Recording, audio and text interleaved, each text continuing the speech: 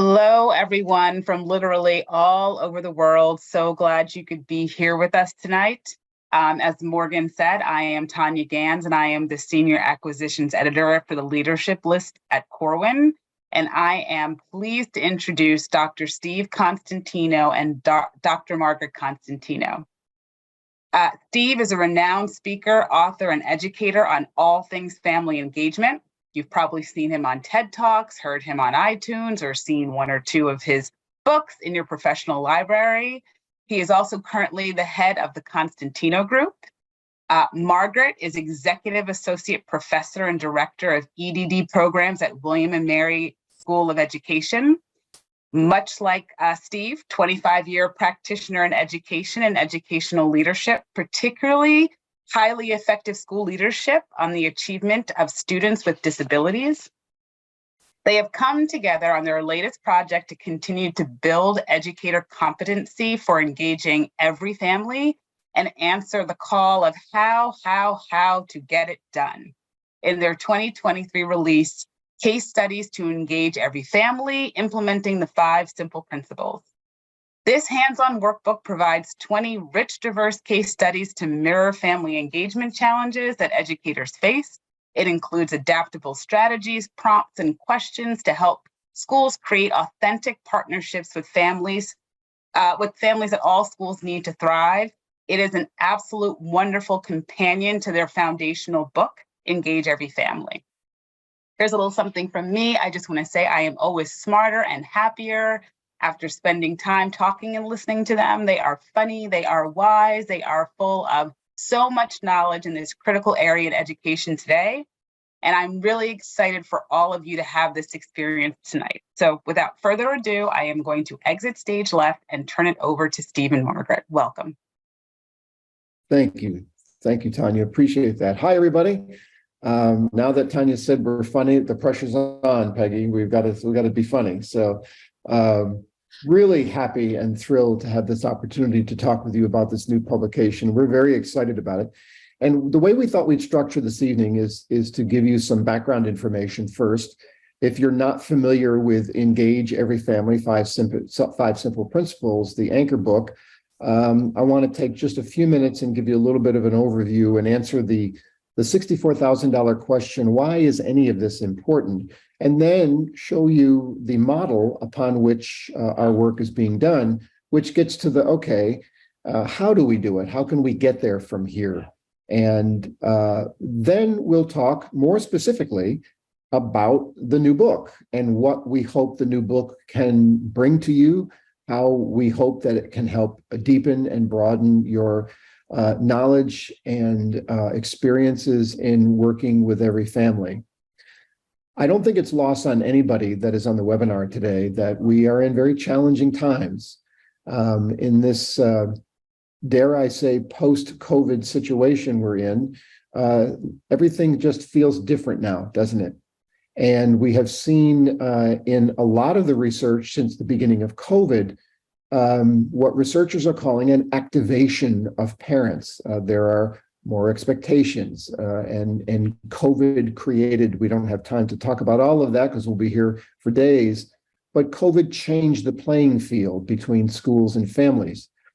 And it's a wonderful opportunity. It's a wonderful opportunity to truly engage families in the academic and educational lives of their children. And that's really the definition we use. One of the confusing pieces of family engagement is there are a number of different definitions. It can mean different things to different people.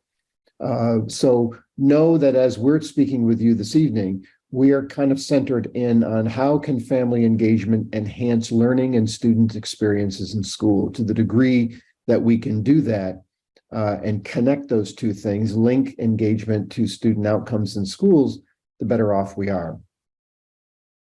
So why is any of this important? I want to share with you a summary of lots of research. You know, you might know that family engagement has now been being a research topic, I think now well over 50 years. Thousands and thousands of studies have been done in all kinds of schools, in all kinds of settings, for all kinds of reasons. And those studies continue to be done. We see new studies every day. And this topic is growing since the beginning of the pandemic, for example.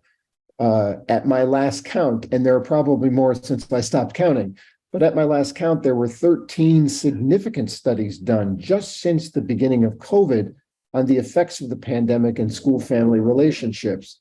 Lots of good information out there, things that we can learn from, things that we can glean from. So what are the benefits to students? Here's what we know to be true.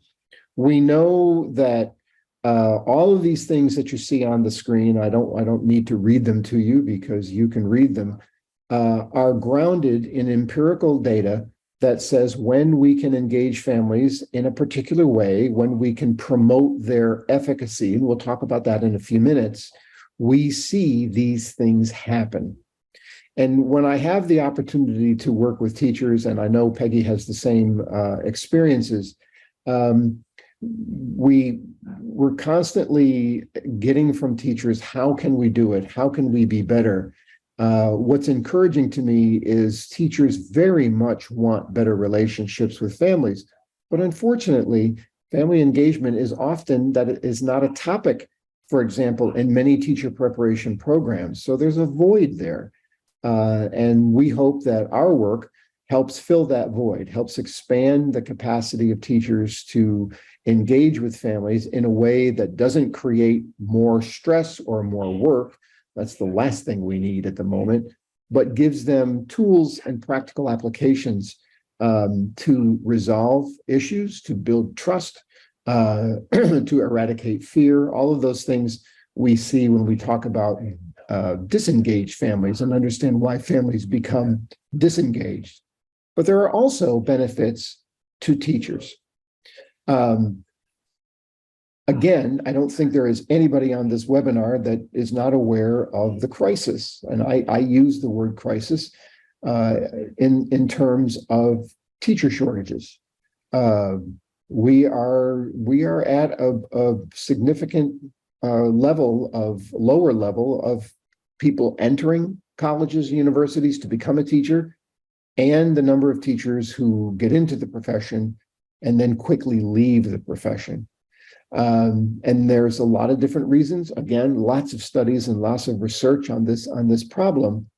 But a lot of times we hear from teachers that they don't feel appreciated, that morale is low, that they are losing satisfaction with their job. It's not the job that they signed up for 5 years ago or 10 years ago. That student learning and the pressures of high stakes testing and all of the things that have happened have really been a significant burden on our classroom teachers, on school staff in general.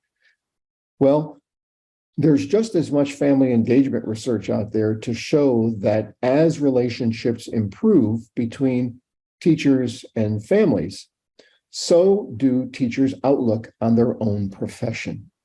And so I think that there is a kind of a daily double here. Not only can we begin to impact student experiences, but we can also begin to impact teacher experiences.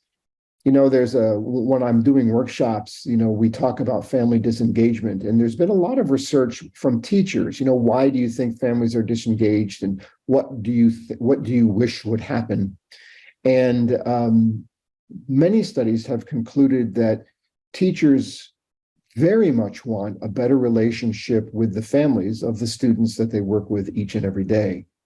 And so we're pleased about that research. That's been the work that we've been at for a long, long time now, and really pleased to be able to talk with you about that today. I want to go backward into the anchor book, Engage Every Family, 5 Simple Principles. One of the things that I often share with my educator friends around the country is a simple idea that says, look, I'm not asking you to do more. I've not lost my mind. I don't walk into a room full of teachers and say, hey, I've got a great idea for you that's really going to impact your student outcomes. but it's going to take you about 10 or 5 or 10 more hours a week. That would be the last thing I think that a room full of educators would listen to. But I often try to stress two things. Family engagement is not about more. It's about doing what we already do differently. That's the first idea. The second idea I'd like to share with you is the one that you see on your screen, that the kind of engagement that we're talking about, engagement that leads to better student learning experiences and better experiences in general, is most likely going to mean a change in how we do things, a change in how we view things, a shift in ideology, a shift in practice, doing the same thing over and over again and getting the same result. Many say that Einstein said that. I'm not so sure that Einstein said that.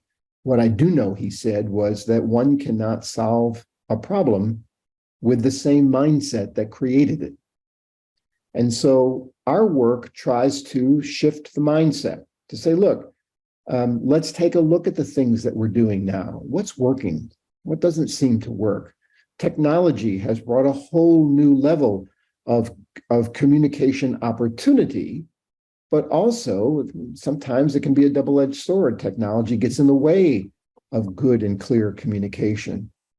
And so this idea that we need to be willing to shift our thinking is one that is built in to engage every family, and of course is really some of the foundation of the new book with the case studies.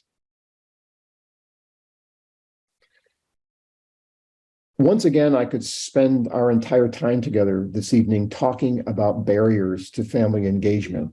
So I decided that what I would do is talk about the big ones. There are others, and I'm sure you experience others, but the big ones are time. No one seems to have any. When do we do it? How do we do it? When parents, we host things at schools and parents, they can't come or they don't come or they choose not to come.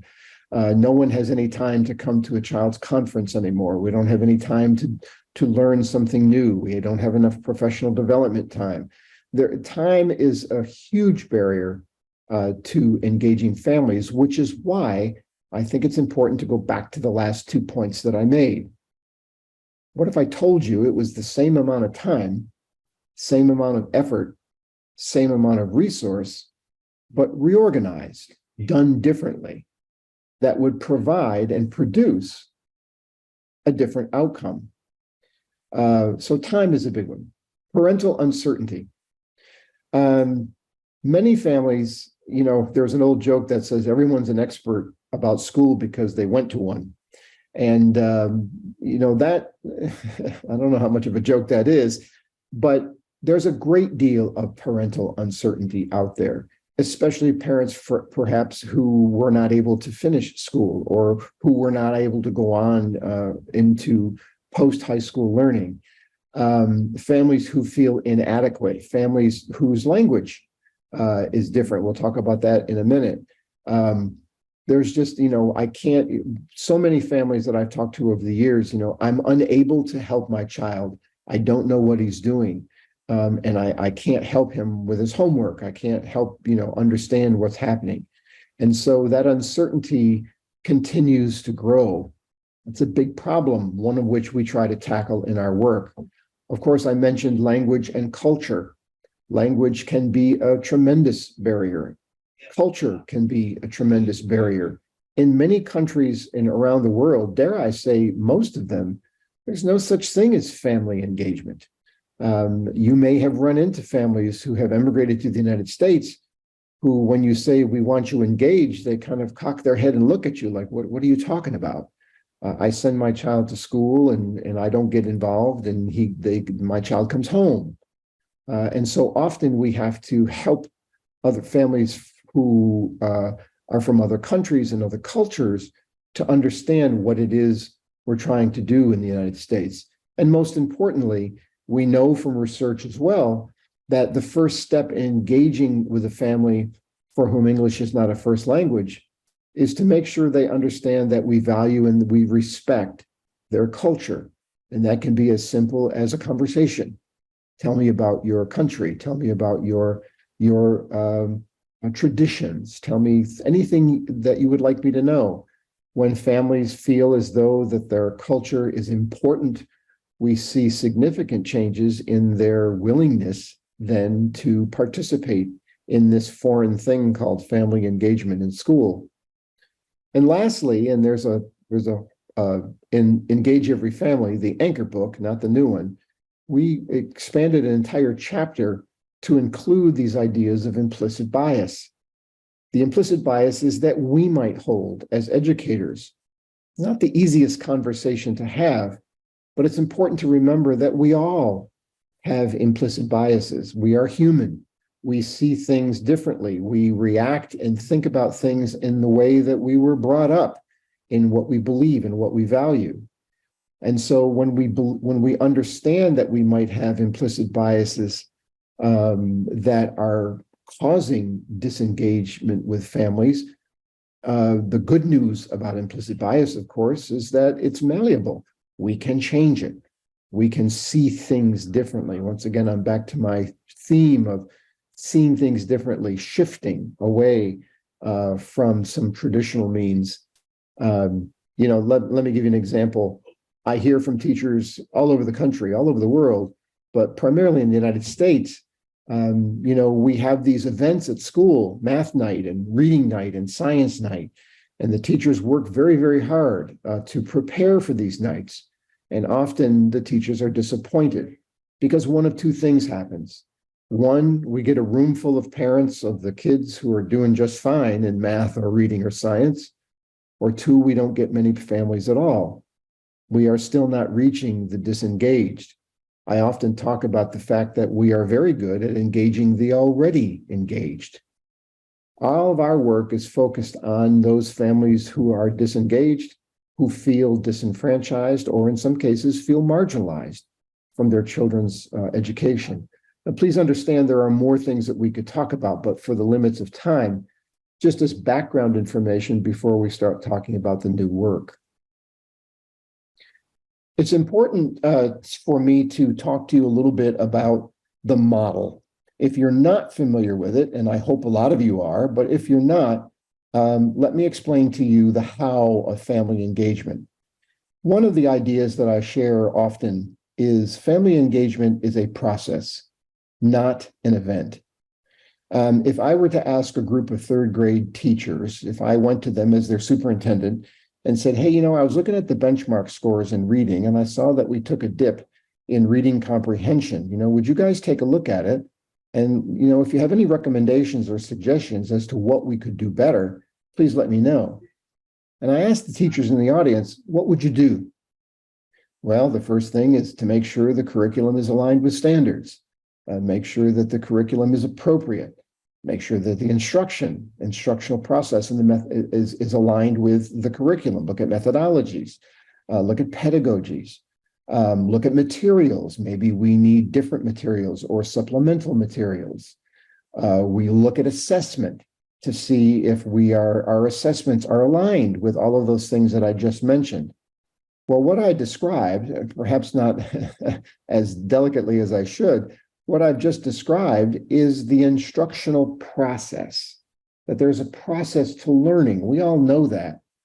The same process holds true in family engagement. It always amazes me, and I've done this with everybody from school board members to bus drivers. I've said, write a goal to improve reading, and everybody knows how to do that. And so what's our goal to improve family engagement? Oh, we're going to host another event, or we're going to try to get more people to come to something. And so I want to impress upon you that if we're looking to increase and improve family engagement, that we look at the different various components of the process. The process that we outlined in our first book is what we call the 5 simple principles. And you'll see in front of you a graphic representation of that. A little bit later, Peggy will get in a little bit deeper with this and show how this is aligned to the new book and how it can help you understand and implement ideas in the process. But you'll see that there are 5 sections. You see that they're numbered. So the first thing we know is that they're in a hierarchy. They're in an order for a specific reason. And it shows that we go from one to another to another. And it's organic in nature. It's presented as a circular idea because this is never-ending work. It's not linear. We will never be able to check a box and say, oh, good, we're finished engaging families. Now let's move on to something else.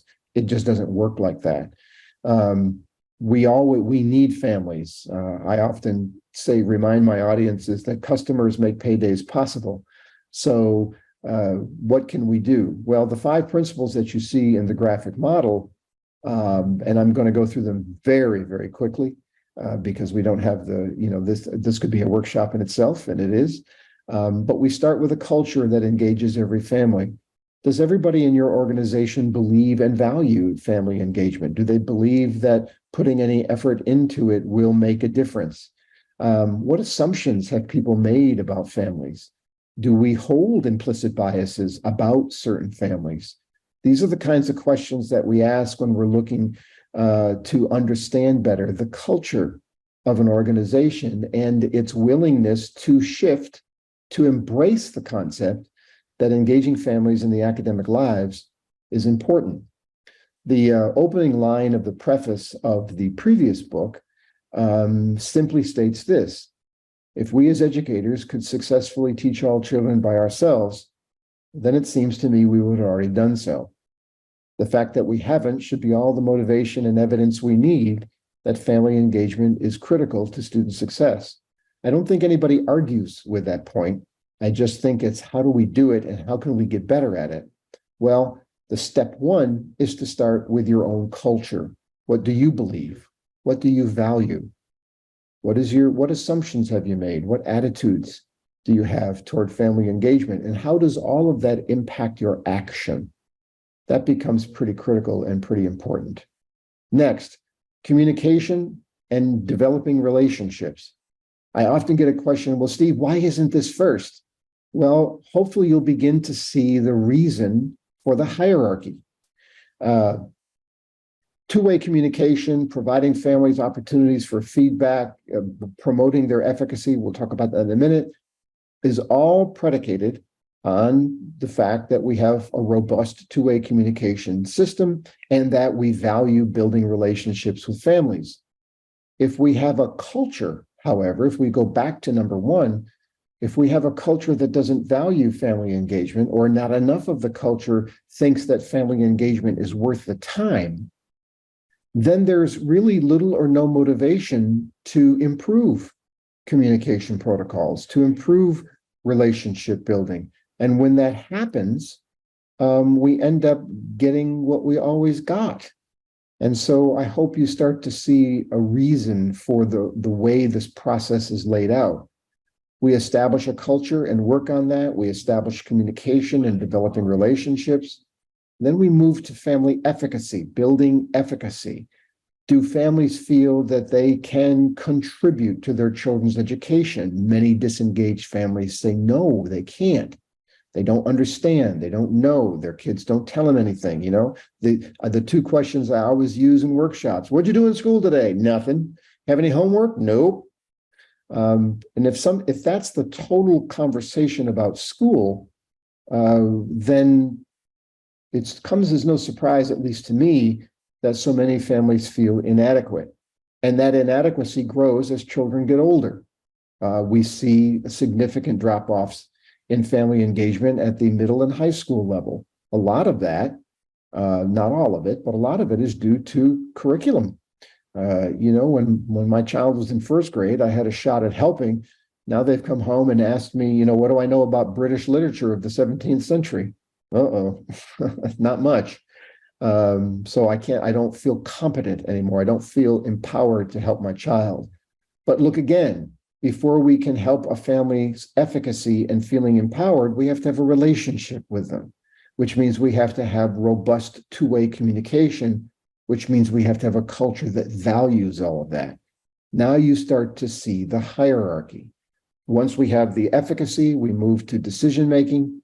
engaging families in decision-making, and then lastly, engaging the greater community in a different way. I know that there's a lot of community engagement that goes on, but the community engagement that we talk about is engagement that is focused on how that community support can further help us develop engagement with our families in our schools.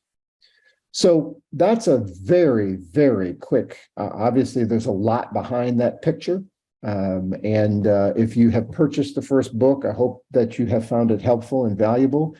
But it is this model and it's these ideas that we have built now, our new release called Case Studies to Engage Every Family. And I'm going to ask Peggy to take over and talk with you a little bit about what you can expect there. Thanks, Steve. That wasn't funny at all. And so I'm feeling a little pressure that I now have to do all the fun stuff. And I'm going to go first next time. I see how. Okay. All right. So let's talk about the book. So if you go to the next slide. So let's talk about why we chose a case study approach. One of the things that, of course, is a part of the first book, but is something that Steve hears all the time, as do I. A lot of agreement. Yes, yes, yes. It matters. But how? And certainly issues with time. So a case study approach, we know, is a great framework for tackling problems and thinking about things in context. And so one of the outcomes for this book is to build your self-efficacy in not only identifying problems of practice related to family engagement, but coming up with solutions in your practice related to family engagement. So I always talk a lot about wicked problems in education, and family engagement is one of those where we know it's a problem, but it's like a knotted necklace. It's tangled up in a lot of different things. And so how do you start pulling at that knotted necklace? How do you start making a difference when there is no simple solution and folks do get frustrated when they don't see any result of their efforts? So by using this framework, it's an opportunity to study and analyze complex issues related to family engagement that come out of each of those 5 principles. So we know that there is a hierarchy, but we also know that they're not discrete elements. And so you'll see that in each case that it is a logic model, but things feed onto each other and as it circles back to issues of culture and communication. So throughout the book, you'll see a lot of those connections being made. We also know that change is both organizational and individual. So in his reference to implicit bias and things, you'll see throughout the cases that there's built-in policy issues, there's organizational issues, but there's also people issues and how people approach each other and building those relationships. So you'll see those pulled together from these real world problems. Next slide.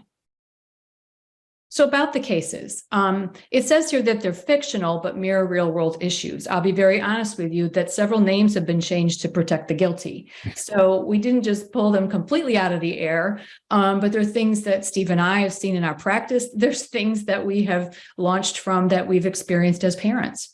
And so there's a lot of practical application here that you may have seen in your practice, you may not.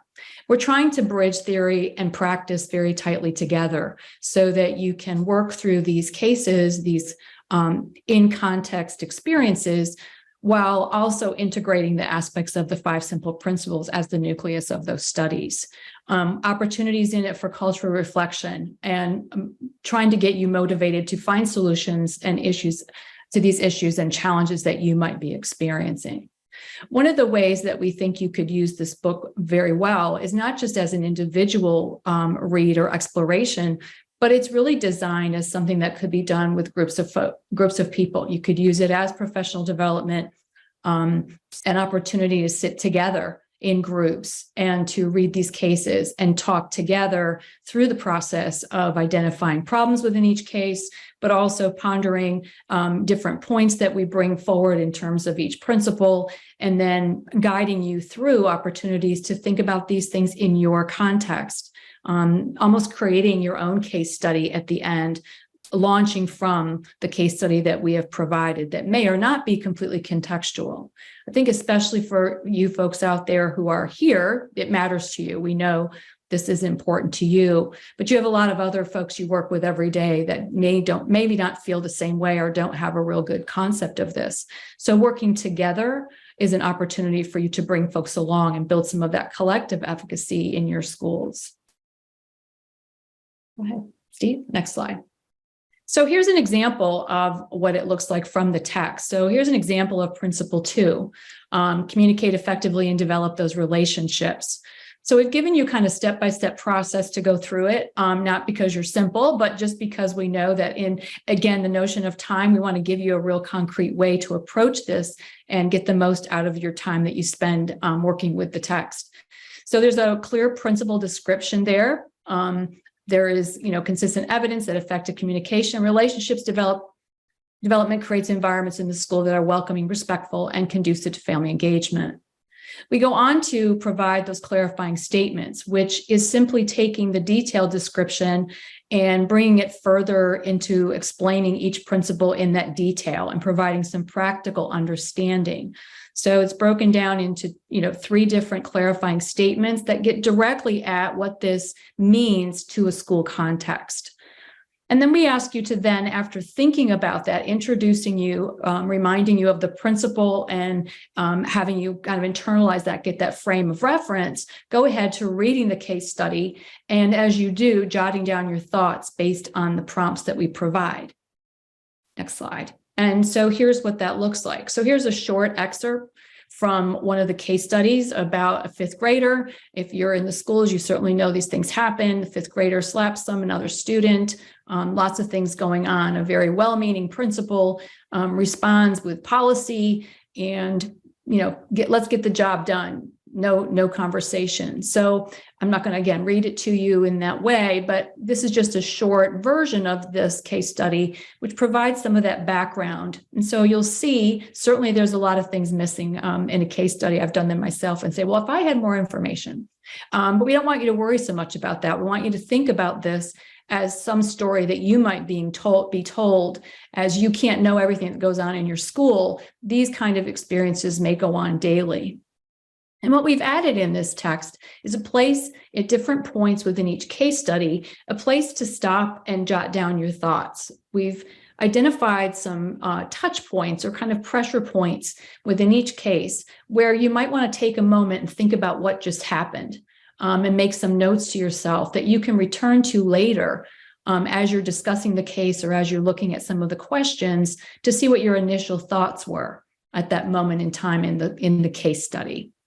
And then at the end, we ask you to engage in a discussion with your team based on some advanced thinking questions. Next slide. And here's an example.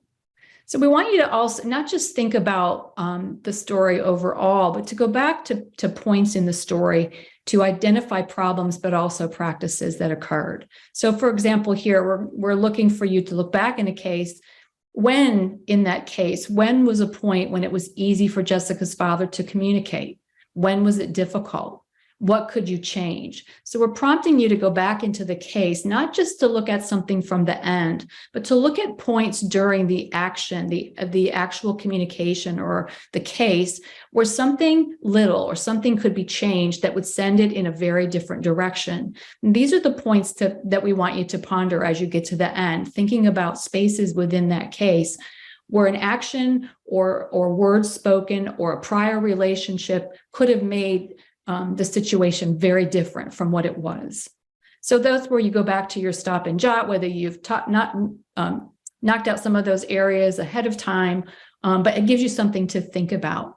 And so we ask you then, at the end of the case study, to go back and review the description of that principle and those statements, and then look back to the case and the notes that you've made to apply it to your own. Yes, okay, sorry. I touched it by mistake. It's funny. See, now he's funny, isn't he? Sorry. Let me just go around and around. Nice try. Okay, yes. So applying that principle then, after you've applied it to the case, you're going to think about it in terms of your own school setting. Have you experienced something similar? Can you think of a time or an experience that a family or your staff has experienced something like that, similar to that, a little bit different? But it's a chance for you then to explore within your own context what is happening, what's happening in my context, and what might be done differently to avoid a situation like this occurring again, but also thinking about who needs to know. How do I make sure we're all on the same page about this? So this is a way for us to bring that application of knowledge within each case with the principles through your context for you to build your own learning, especially if you're doing it with a team. I will also say too that you've seen a graphic of the book, and you'll see another one. You'll notice that it is spiral bound. It is really designed as a workbook, and so all of the things that Peggy just explained to you, there's space for you to use, especially when you get to the application of learning, when you take what you have discovered in the case study and move it then to your own problem of practice. There's full pages for you to fill in if you really want, if that's something that's important to you, or you can say, wow, that something like that just happened today. What motivated the case study approach has been my experience over the years in workshops. Educators have always enjoyed the short case studies that I have presented as part of professional development in workshops. And there are a few case studies in the anchor book, Engage Every Family, 5 Simple Principles. And it just seemed to be a logical direction that we provide more of those kinds of studies. I also want to point out, too, that the case studies are very short. We kept them to, I don't think there's a case study that goes more than 2 pages anywhere in the book. They're designed to be very, very quick reads. So if a professional learning group only has 20 minutes, or you have a half an hour, once a month, you could successfully, in just a few minutes, read the case study and devote the rest of your time to discussion and application. So we hope that, and I'll talk in a minute about something else that we have added to this as well. So that's, that's a kind of a walkthrough, a very quick walk through the new publication, Case Studies to Engage Every Family. And the book really ends with a call to action. And the call to action simply states this: we are in unprecedented times in education, perhaps in society, but certainly in education. And we need to figure out how to develop better and stronger relationships with every family.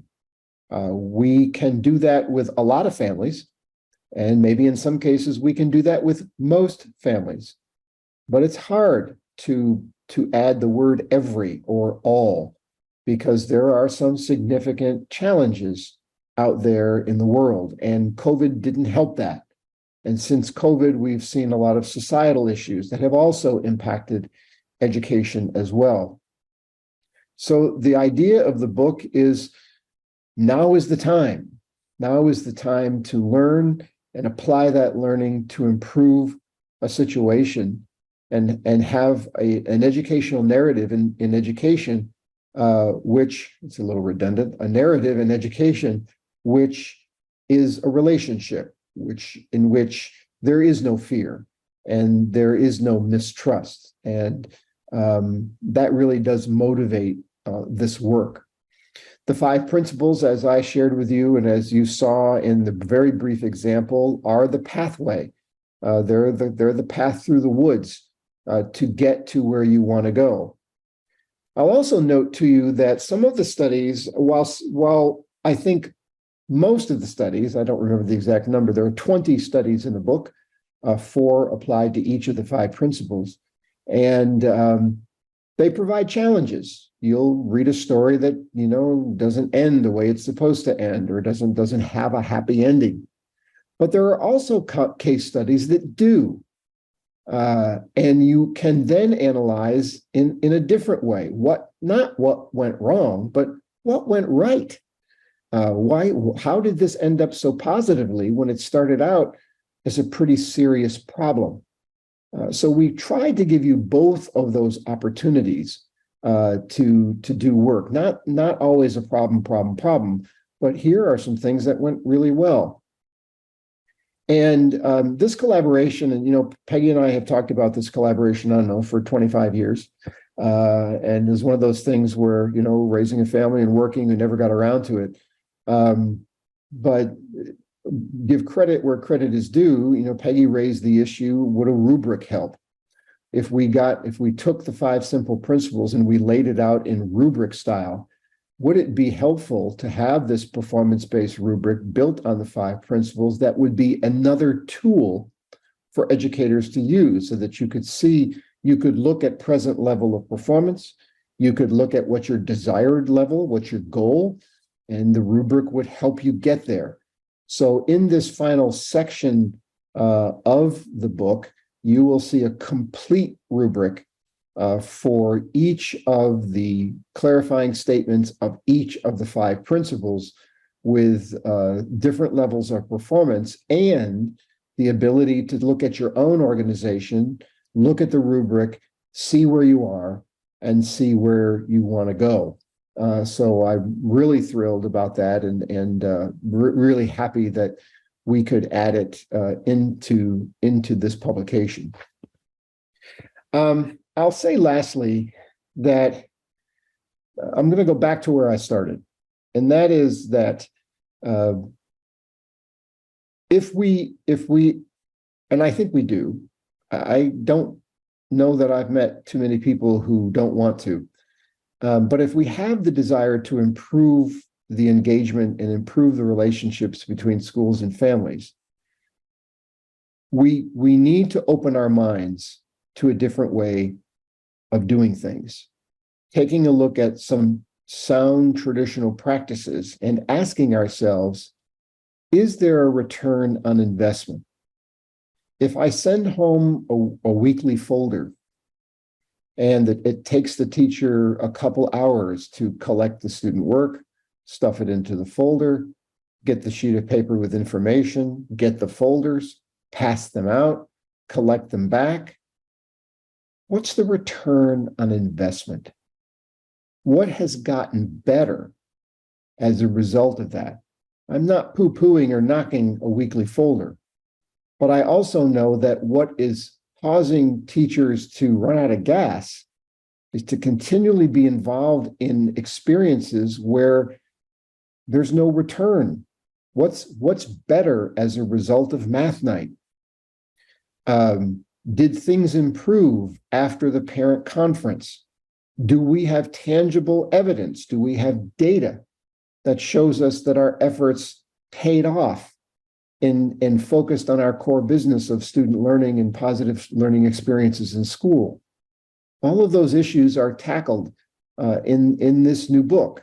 And you'll see stories in there about everything from superintendents, through buildings, through schools, through teachers, classrooms, assignments, all kinds of different stories. And again, as Peggy said, ripped from the headlines of things that have happened over the years. And quite frankly, buried deeply in there are some experiences that we've had as parents as well.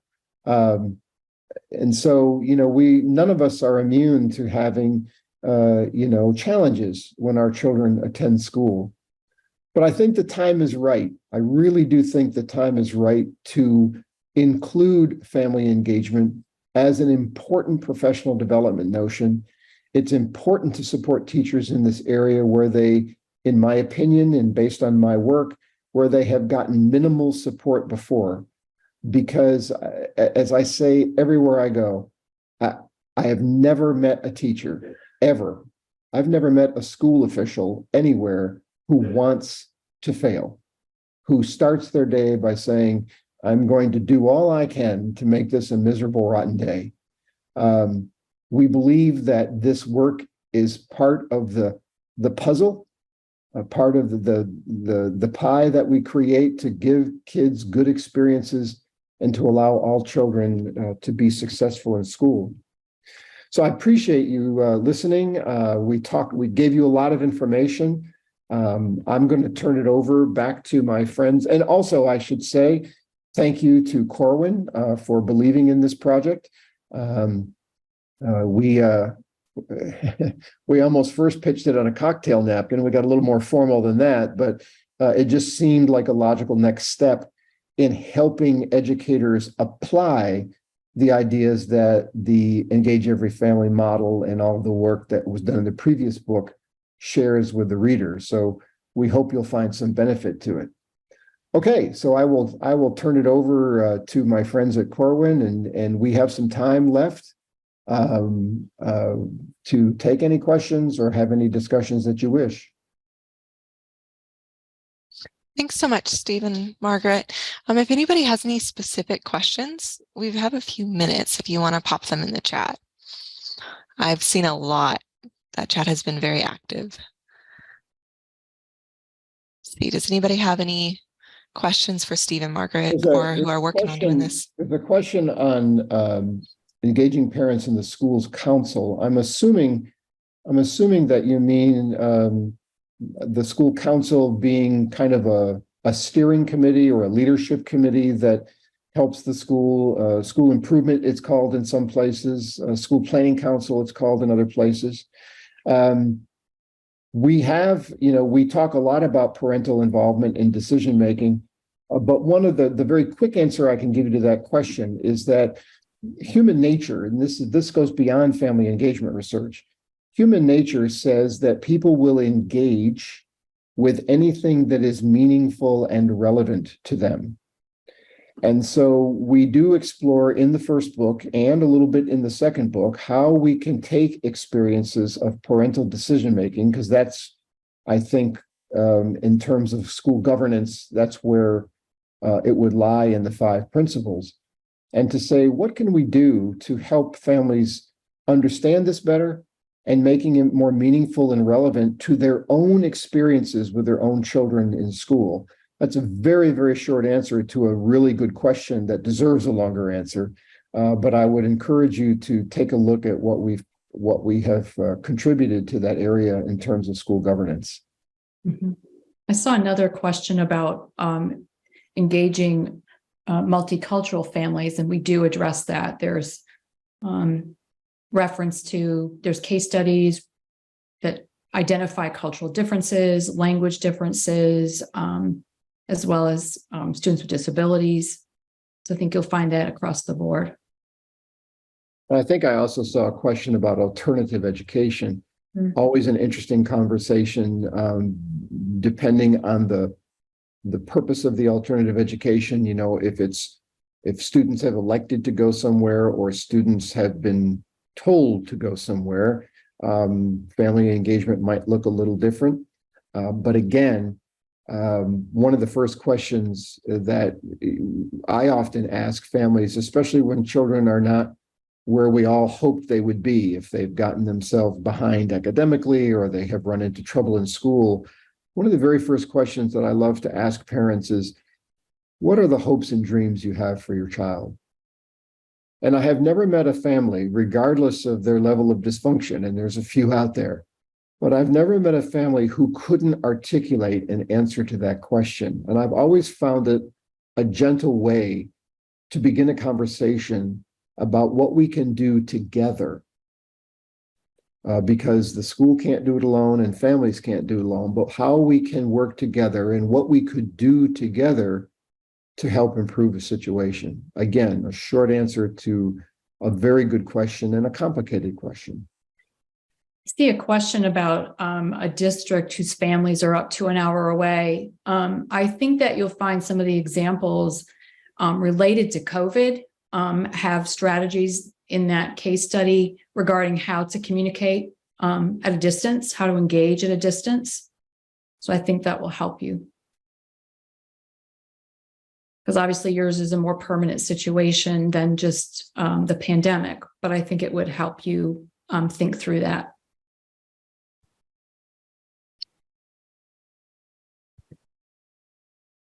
I see a lot of comments from during your presentation about high school parents. Do you address that specifically in the book or have any tips for speaking with that demographic?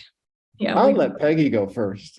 Well, I spent time at all levels, but we both spent most of our time at the high school level, where, you know, it is a very difficult challenge. And we do address that in several case studies. But I will tell you personally, one of the strategies I used was stop focusing on who was there and looking into what I had data on, which was who's not engaged in the student management system, you know, who doesn't come, and then look at specific populations. And then there are several strategies in the book across different case studies that talk about ways to do that, you know, to target specific populations and then turn your attention to them, your attention. If you're the leader, if you're the principal, you make the calls, you send the letters, and invite them in. But you can't do it all at once. But I think targeting specific populations of families that are disengaged, it's pretty easy to figure who they are. Yeah, I'd like to piggyback on that just briefly. Secondary education becomes more complicated. And I talked briefly earlier about just more complicated curriculum, more complicated learning, and that in itself starts to chip away at the efficacy that families have. But one of the big factors that we find in secondary schools, and again, you know, don't shoot the messenger. I'm just reporting, you know, what we know research says, is that some of the biggest barriers and obstacles we've put into place. For example, many secondary teachers don't believe, and they've told me this, you know, well, it's our job. It's now the child's responsibility. So we need to teach the child independence and responsibility. And so the signals and the culture of secondary schools becomes very different than the culture of elementary schools. And, you know, many people think, well, families stop becoming involved because they're tired. Not really. In our first book, we talked more about the term family academic socialization. Parents take on a different role at the secondary schools. My advice would be to worry less about when you see them and focus more on how you can engage with them so that they can engage with their own children, perhaps away from school. That's an easy statement to make. There's a lot behind that we don't have enough time to talk about. But you're right, for those of you who have acknowledged the drop-off in secondary school, it is real. And not all of it is because of the way we run it, but some of it is because of the culture of secondary schools and the need to help children fly on their own. I remind my friends all the time that, you know, the operative word in that sentence would be children. And they might drive and they might shave, but they're still children. Maybe one more question. It's in there, or we can start closing up for the night. Those great comments. Appreciate all the comments. Thank you very much. Participation. So thank you again, Steve and Margaret, and I hope that everyone has a great week. Thanks, everybody. Appreciate it. Thanks all. Thank you. Good night.